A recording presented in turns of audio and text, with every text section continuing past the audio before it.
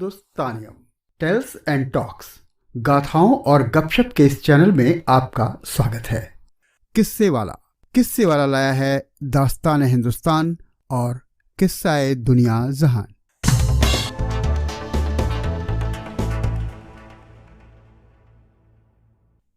किस्से वाला इस बार लाया है महान कथाकार प्रेमचंद की एक अमर रचना मंदिर और मस्जिद। रूपांतरण और स्वर संजय श्रीवास्तव का है। हिंदू मुसलमान विवाद पर एक अद्भुत कालजयी रचना है ये। आइए सुनते हैं प्रेमचंद की कहानी मंदिर और मस्जिद। चौधरी इतरत अली कड़े के बड़े जागीरदार थे। उनके बुजुर्गों ने शाही जमाने में सरकार की बड़ी खिदमत की थी। उनके बदले में ये जागीर मिली थी। अपने बेहतर देख रेख से, अच्छे मैनेजमेंट से उन्होंने अपनी मिल्कियत और भी बढ़ा ली थी और अब इस इलाके में उनसे ज़्यादा धनी मानी कोई आदमी नहीं था। अंग्रेज हुक्काम जब इलाके में दौरा करने जाते तो चौधरी साहब की मिजाज पुरसी के लिए जरूर आते थे, मगर चौधरी साहब खुद किसी हाकिम को सलाम करने न जाते, चाहे वो कमिश्नर ही क्यों ना हो। उन्होंने कचहरियों में न जाने का एक अडिग फैसला कर लिया था। किसी इजलास दरबार में न जाते, किसी हाकिम के सामने हाथ बांधकर खड़े होना, उनकी हर एक बात को जी हुजूर करना अपनी शान के खिलाफ समझते थे। जहां तक संभव हो किसी मामले मुकदमे में न पड़ते, चाहे अपना नुकसान ही क्यों ना हो रहा हो। ये काम सोलहवाने मुख्तारों के हाथ में था। वे 1 के 100 करें या 100 के 1। फारसी और अरबी के आलिम थे, शरा के बड़े पाबंद, सूद को हराम समझते थे, 5 वक्त की नमाज अदा करते, 30 रोजे रखते और रोज कुरान की तलावत करते। लेकिन धार्मिक संकीर्णता उन्हें कहीं छू तक नहीं गई थी। हर रोज सुबह गंगा स्नान करना उनका रोज का नियम था।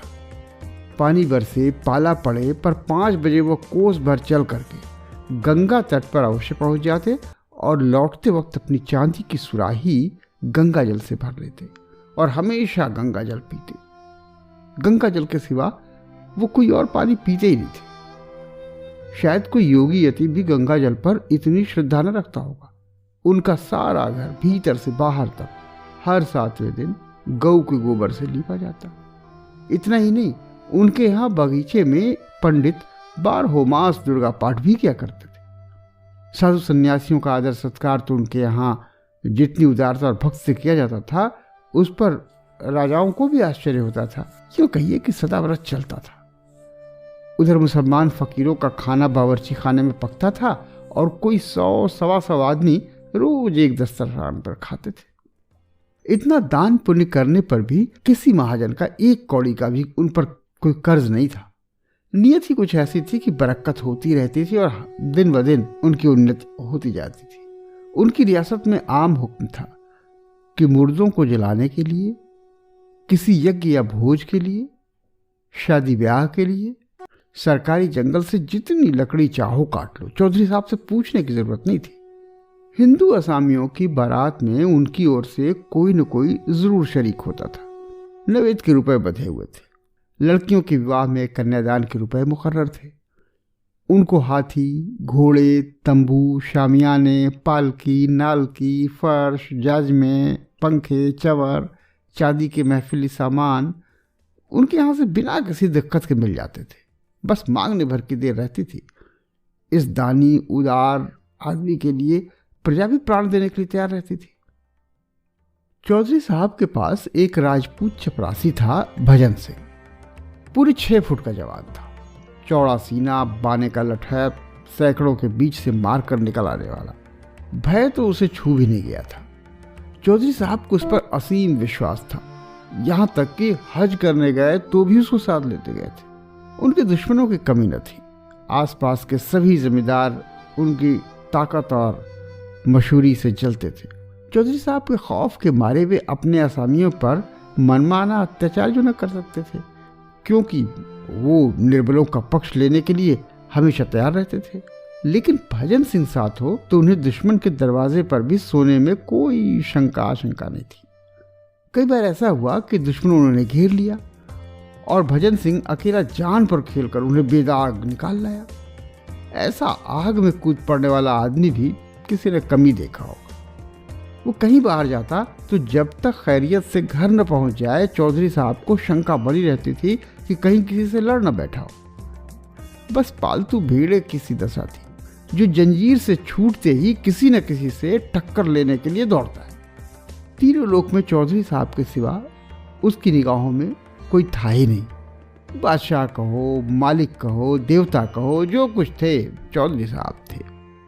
मुसलमान लोग चौधरी साहब से जला करते थे।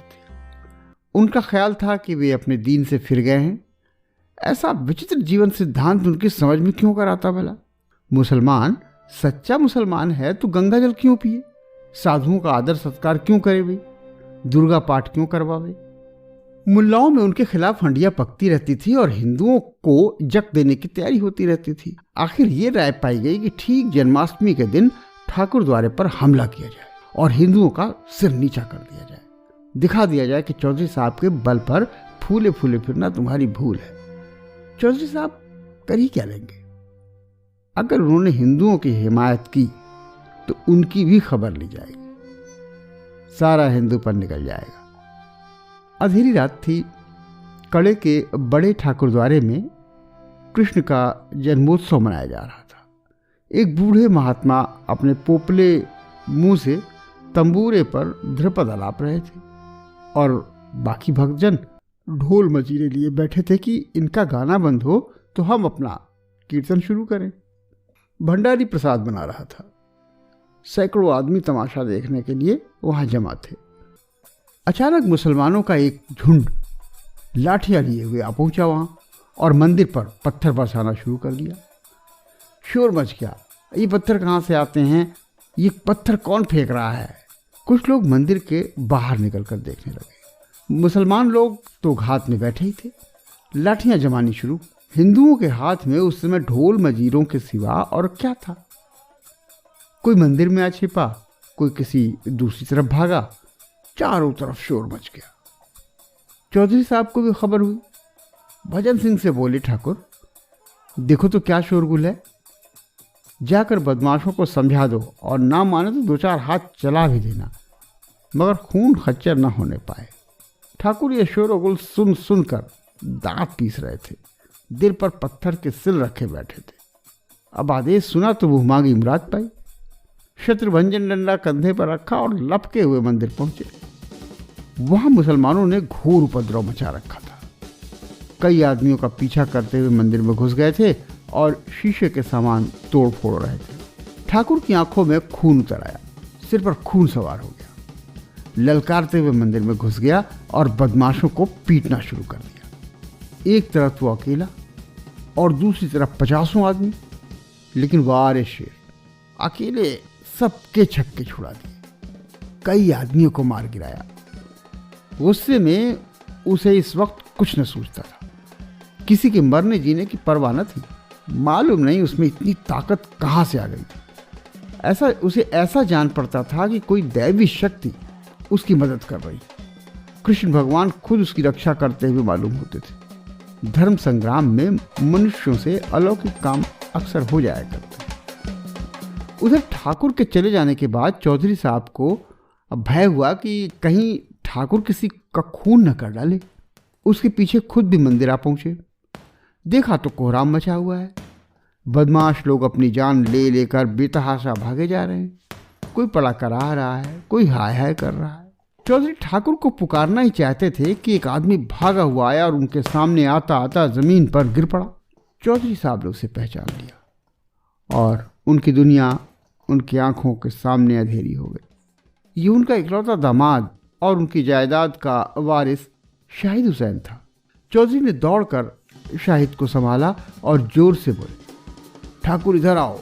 लालटेन लालटेन ये तो मेरा शाहिद है। ठाकुर के हाथ पांव फूल गए। लालटेन लेकर बाहर निकले। शाहिद हुसैन ही थे। उनका सिर फट गया था और खून उछलता हुआ निकल रहा था।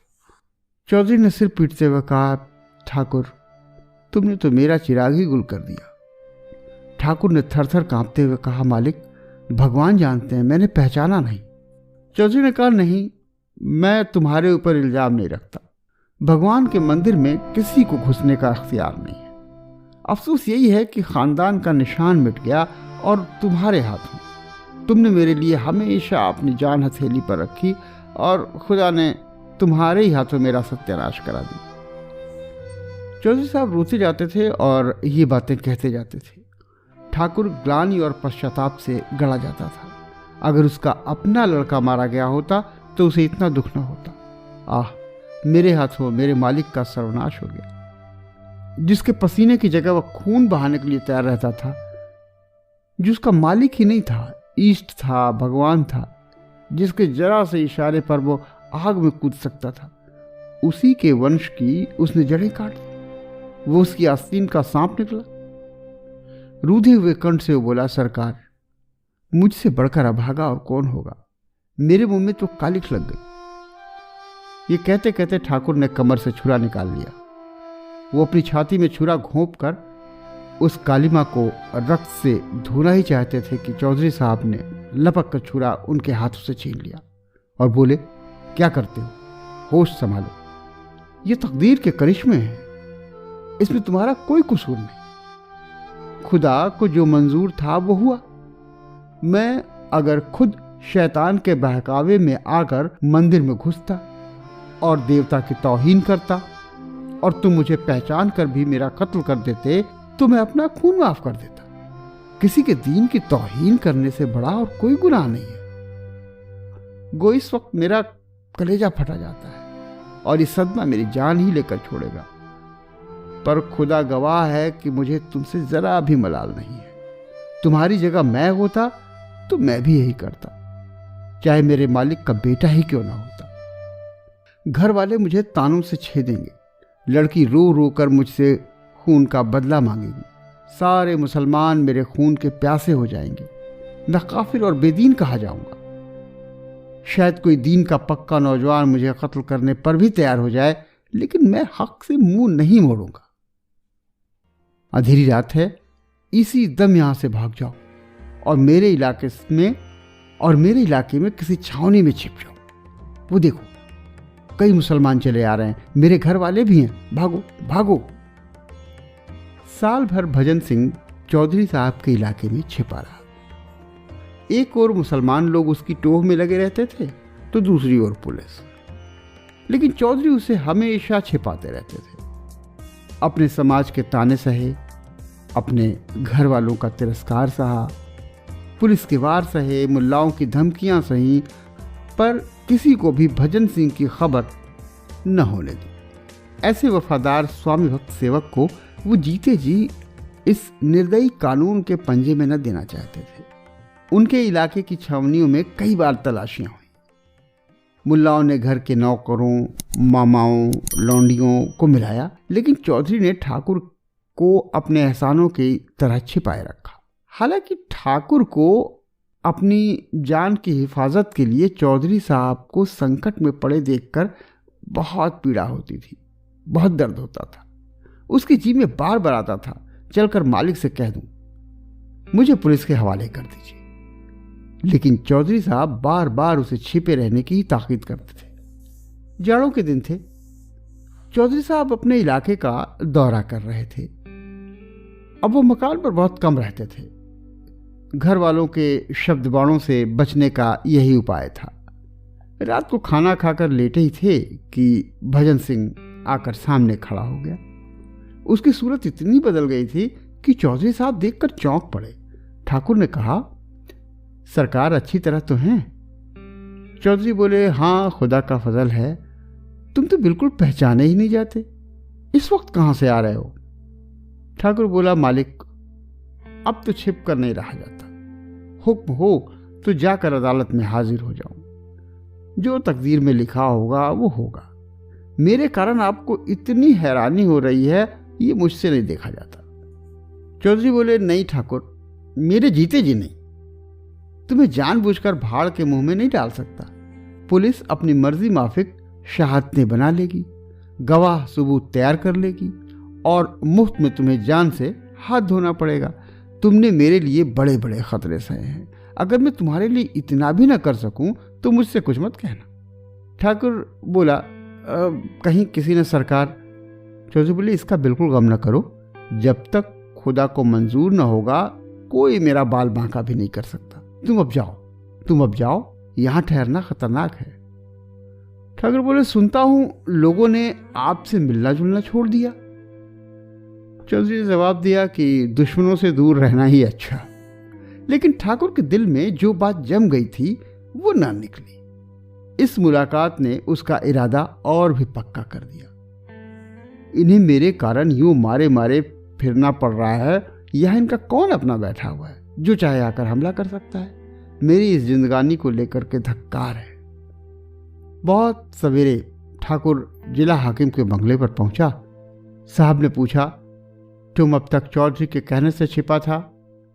ठाकुर बोला, नहीं हुजूर, अपनी जान के खौफ से। चौधरी साहब ने खबर सुनी तो सन्नाटे में आ गए। अब क्या हो? अगर मुकदमे की पैरवी न की गई तो ठाकुर का बचना मुश्किल है। पैरवी करते हैं तो इस्लामी दुनिया में तहलका पड़ जाता है, चारों तरफ से फतवे निकलने लगेंगे। उधर मुसलमानों ने भी ठान ली कि इसे फांसी दिलाकर ही छोड़ेंगे। आपस में चंदा किया गया। मुल्लाओं ने मस्जिद में चंदे की अपील की, दरवाजे दरवाजे झोली बांधकर घूमे। इस पर कौमी मुकदमे का रंग चढ़ाया गया। मुसलमान वकीलों को नाम लूटने का मौका मिला। आसपास के जिलों से लोग जिहाद में शरीक होने के लिए आने लगे। चौधरी साहब ने भी पैरवी करने का फैसला कर लिया। चाहे कितनी ही आफत क्यों न सिर पर आन पड़े, ठाकुर उन्हें इंसाफ की निगाह में बेकसूर मालूम होता था और बेकसूर की हिफाजत करने में उन्हें किसी का खौफ न था। घर से निकल खड़े हुए और शहर में जाकर डेरा जमा लिया। 6 महीने तक चौधरी साहब ने जान लड़ाकर मुकदमे की पैरवी की। पानी की तरह रुपए बहाए, आंधी की तरह दौड़े। वो सब किया जो जिंदगी में कभी नहीं किया था और न पीछे कभी की। अहलकारों की खुशामदें की, वकीलों के नाज उठाए, हाकिमों को नजरें दी और ठाकुर को छुड़ा लिया। सारे इलाके में धूम मच गई। जिसने सुना दंग रह गया। इसे कहते हैं शराफत। अपने नौकर को फांसी से उतार लिया। लेकिन सांप्रदायिक द्वेष ने इस सत्कार्य को और ही आंखों से देखा। मुसलमान झल्लाए, हिंदुओं ने बगलें बजाई। मुसलमान समझे इनकी रही सही मुसलमानी भी गायब हो गई। हिंदू ने ख्याल किया अब इनकी शुद्धि कर लेनी चाहिए, इसका मौका आ गया है। मुल्लों ने जोर जोर से तबलीग की हाँक लगानी शुरू की। हिंदुओं ने भी संगठन का झंडा उठाया। मुसलमानों की मुसलमानी जाग उठी और हिंदुओं का हिंदुत्व। ठाकुर के कदम भी इस रेले में उखड़ गए। मनचले तो थे ही, हिंदुओं के मुखिया बन बैठे। जिंदगी में कभी एक लोटा जल तक शिव पर न चढ़ाया था, अब देवी देवताओं के नाम पर लठ चलाने के लिए उतारू हो गए। शुद्धि करने को कोई मुसलमान न मिला तो 2-1 चमारों की ही शुद्धि करा डाली। चौधरी साहब के दूसरे नौकरों पर भी असर पड़ा। जो मुसलमान कभी मस्जिद के सामने खड़े न होते थे, वे 5 वक्त की नमाज अदा करने लगे। जो हिंदू कभी मंदिरों में झांकते न थे, वे 2 वक्त संध्या करने लगे। बस्ती में हिंदुओं की तादाद ज्यादा थी। उस पर ठाकुर भजन सिंह बने उनके मुखिया, जिनकी लाठी का लोहा सब मानते थे। पहले मुसलमान तादाद में कम होने पर भी उन पर गालिब रहते थे, क्योंकि वे संगठित न थे। लेकिन अब वे संगठित हो गए थे। मुट्ठी भर मुसलमान उनके सामने क्या ठहरते। 1 साल और गुजर गया। फिर जन्माष्टमी का उत्सव आया। हिंदुओं को अभी तक अपनी हार भूली न थी। गुप्त रूप से बराबर तैयारियां होती रहती थी। आज सवेरे से ही भक्त लोग मंदिर में जमा होने लगे। सबके हाथों में लाठियां थीं। कितने ही आदमियों ने कमर में छुरे छिपा लिए थे। छेड़कर लड़ने की राय पक्की हो गई थी। पहले कभी इस उत्सव में जुलूस न निकला था, आज धूमधाम से जुलूस भी निकालने की ठहरी। दिए जल चुके थे। मस्जिदों में शाम की नमाज होने लगी थी। जुलूस निकला। हाथी, घोड़े, झंडे, झंडियां, बाजे, गाजे सब साथ थे। आगे आगे भजन सिंह अपने अखाड़ों के पट्टे को लेकर अकड़ते चले जाते थे। जामा मस्जिद सामने दिखाई दी। पट्टों ने लाठियां संभाली। सब लोग सतर्क हो गए। जो लोग इधर उधर बिखरे हुए थे आकर सिमट गए। आपस में कुछ कानाफूसी हुई। बाजे और जोर जोर से बजने लगे। जय जयकार की ध्वनि और जोर से उठने लगी। जुलूस मस्जिद के सामने आ पहुंचा। अचानक ही एक मुसलमान मस्जिद से निकल कर आया और बोला, नमाज का वक्त है, बाजे बंद कर दो। भजन सिंह आगे बढ़ करके आया और बोला, बाजे कतई बंद ना होंगे। वो मुसलमान बोला, बंद करने पड़ेंगे। भजन सिंह ने तमक कर कहा, तुम अपनी नमाज क्यों नहीं बंद कर देते। मुसलमान ने भी त्योरियां बदली। चौधरी साहब के बल पर इतना मत फूलना, आपकी होश ठंडे हो जाएंगे। भजन सिंह ने ठंडे स्वर में कहा, चौधरी साहब के बल पर हमको यहाँ अपने ही बल पर भरोसा है। ये धर्म का मामला है, धर्म। इतने में कुछ और मुसलमान निकल आए और बाजा बंद करने का आग्रह करने लगे। इधर बाजे और जोर से बजने लगे। बात बढ़ गई। एक मौलवी ने भजन सिंह को काफिर कह दिया। ठाकुर ने उसकी दाढ़ी पकड़ ली। फिर क्या था, सूरमा लोग निकल पड़े। मारपीट शुरू हो गई। ठाकुर हल्ला मारकर मस्जिद में घुस गए और मस्जिद के अंदर मारपीट होने लगी। ये नहीं कहा जा सकता कि मैदान किसके हाथ रहा। हिंदू कहते थे हमने खदेड़ खदेड़ कर मारा, मुसलमान कहते थे हमने वह मार मारी कि फिर सामने नहीं आएंगे। पर इन विवादों के बीच में एक बात मानते थे और वह थी ठाकुर भजन सिंह की अलौकिक जीत। मुसलमानों का कहना था कि ठाकुर ना होता तो हम किसी को भी जिंदा न छोड़ते। हिंदू कहते थे कि ठाकुर सचमुच महावीर का अवतार है। इसकी लाठियों ने उन सबों के छक्के छुड़ा दिए। उत्सव समाप्त हो चुका था। चौधरी साहब दीवान खाने में बैठे हुए हुक्का पी रहे थे। उनका चेहरा लाल था, त्योरियां चढ़ी हुई थीं और आंखों से जैसे चिंगारियां से निकल रही थी। खुदा का घर नापाक किया गया, ये ख्याल रह रहकर उनके कलेजों को मसोसता था। खुदा का घर नापाक किया, जालिमों को लड़ने के लिए क्या नीचे मैदान में जगह न थी। खुदा के पाक घर में ये खून खच्चर, मस्जिद की ये बेहुरमती। मंदिर भी खुदा का घर है और मस्जिद भी। मुसलमान किसी मंदिर को नापाक करने के लिए सजा के लायक हैं, क्या हिंदू मस्जिद को नापाक करने के लिए उसी सजा के लायक नहीं? और ये हरकत ठाकुर ने की। इसी कसूर के लिए तो उसने मेरे दामाद को कत्ल किया था। मुझे मालूम होता कि उसके हाथ में ऐसा फैल होगा तो उसे फांसी पर चढ़ने देता। आखिर क्यों उसके लिए इतना हैरान, इतना बदनाम, इतना ज़ेरबार होता? ठाकुर मेरा वफादार नौकर है। उसने बारहा मेरी जान बचाई है। मेरे पसीने की जगह खून बहाने को तैयार रहता है। लेकिन आज उसने खुदा के घर को नापाक किया है और उसे इसकी सज़ा मिलनी चाहिए। इसकी सज़ा क्या है? जहन्नुम। जहन्नुम की आग के सिवा इसकी और कोई सज़ा नहीं। जिसने खुदा के घर को नापाक किया उसने खुदा की तौहीन की, खुदा की तौहीन। उसी समय अचानक ठाकुर भजन सिंह उनके सामने आकर खड़े हो गए। चौधरी साहब ने ठाकुर को गुस्से से लाल हुई आंखों से देखकर कहा, तुम मस्जिद में घुसे थे? भजन सिंह ने कहा, सरकार, मौलवी लोग हम लोगों पर टूट पड़े थे। चौधरी बोले, मेरी बात का जवाब दो जी, तुम मस्जिद में घुसे थे? भजन सिंह बोले, जब उन लोगों ने मस्जिद के भीतर से हमारे ऊपर पत्थर फेंकना शुरू किया तब हम लोग उन्हें पकड़ने के लिए मस्जिद में घुस गए। चौधरी का, जानते हो मस्जिद खुदा का घर है? भजन सिंह बोले, जानता हूँ हुजूर, क्या इतना भी नहीं जानता? चौधरी ने कहा कि मस्जिद खुदा का वैसा ही पाक घर है जैसे मंदिर। भजन सिंह ने इसका कोई जवाब नहीं दिया। चौधरी ने कहा कि अगर कोई मुसलमान मंदिर को नापाक करने के लिए गर्दन जदनी है तो हिंदू भी मस्जिद को नापाक करने के लिए गर्दन जदनी है। भजन सिंह फिर भी खामोश रहा। उसने चौधरी साहब को कभी इतने गुस्से में नहीं देखा था। चौधरी कुछ नाराज और कुछ उजलाहट भरे आवाज में बोले, तुमने मेरे दामाद को कत्ल किया और मैंने तुम्हारी पैरवी की। जानते हो क्यों? इसलिए कि मैं अपने दामाद को उस सजा के लायक समझता था जो तुमने उसे दी। अगर तुमने मेरे बेटे को या मुझी को उस कसूर के लिए मार दिया होता तो मैं तुमसे खून का बदला न मांगता। वही कसूर आज तुमने किया है। अगर किसी मुसलमान ने मस्जिद में तुम्हें जहन्नुम में पहुंचा दिया होता तो मुझे सच्ची खुशी होती। लेकिन तुम बेहयाओं की तरह वहां से बचकर निकल आए। क्या तुम समझते हो कि खुदा तुम्हारी इस फेल की सजा न देगा? खुदा का हुक्म है कि जो उसकी तौहीन करे उसकी गर्दन मार देनी चाहिए। यह हर एक मुसलमान का फर्ज है। चोर अगर सजा न पावे तो क्या वो चोर नहीं है? तुम मानते हो या नहीं कि तुमने खुदा की तौहीन की? ठाकुर इस अपराध से इनकार न कर सके। चौधरी साहब के सत्संग ने उनकी हठधर्मी को दूर कर दिया था। बोले, हाँ साहब, कसूर तो हो ही गया। चौधरी का इसकी जो सजा तुम दे चुके हो वो सजा तुम खुद लेने के लिए तैयार हो? ठाकुर ने कहा, मैंने जानबूझकर तो दूल्हा मियाँ को नहीं मारा था। चौधरी का, तुमने न मारा होता तो मैं अपने हाथों से मारता। समझ गए? अब मैं तुमसे खुदा की तौहीन का बदला लूंगा।